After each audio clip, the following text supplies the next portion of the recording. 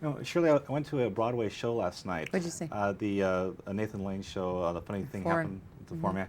It was funny watching the people in the chorus. Now, you were on Broadway when you were 16 for Oklahoma.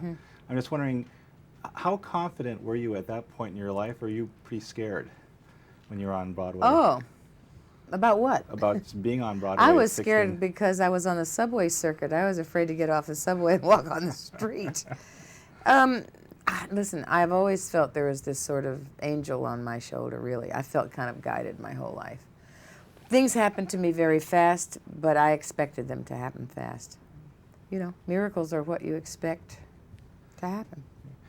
A question about your early career. I read once that that you used to be in a traveling industrial show. Yeah, I danced around Servale ice boxes.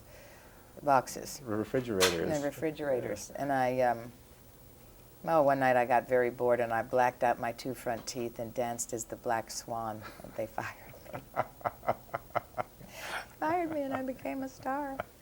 The trouble with Harry, you know, there's so much been written about Alfred Hitchcock. With some people he would play mind games and some he wouldn't. With you, how was he? Was there any kind of... Here's what he did. The first day on the set of The Trouble with Harry, he walked over to me and said, "Before you say that line, dog's feet." What do you think that means? I have no idea. What are dog's feet? Dog's feet. Pause. Before you say that line, pause. That's the way he would direct. So for me, I was so young, I was 18, I think, oh, this is a game, instead of what he probably meant, which was intimidation, because he hated actors. You've met a lot of major political figures throughout your life. What happened with you and Nikita Khrushchev? He came on the set of Can to watch, and at the end of it, he said, "The face of humanity is prettier than its backside." So the press asked me what I thought, and I said he was upset because we wore panties. Because the Can was done with no panties. A little bit of a controversy after that. Oh yeah. Oh dear.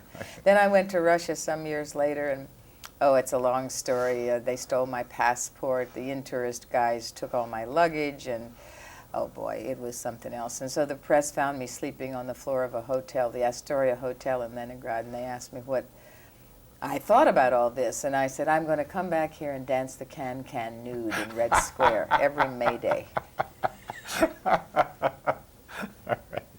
Okay. It was interesting watching you the last few minutes talking about lighting with a previous reporter. One of my best friends is a cameraman based out of Vancouver. Yeah. And he shot an interview with you for the Piano Teacher film. And it was funny because he said, before the interview started, that you had said, you know, I think the lighting might be a little bit better if we change this around. And at the time... Was I that tactful? well, at the time he said he was a little bit miffed, but once it was all in place, he goes, you know, she was right. When did you learn your career to speak up when you saw something that you wanted changed?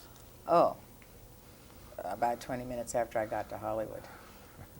I was always very rebellious. Well, I remember very well when we did my screen test.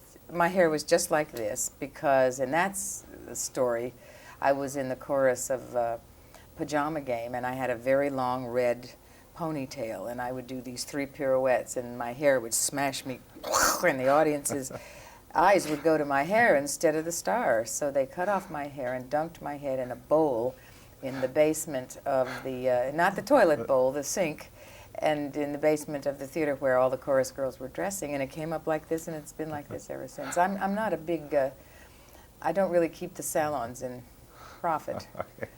But when they wanted to do a screen test and I had watched them do other actresses, they change your hair, your eyes, your lips, you'd look like Joan Crawford and stuff. I couldn't stand it, so I just, I was too naive to be afraid to speak up.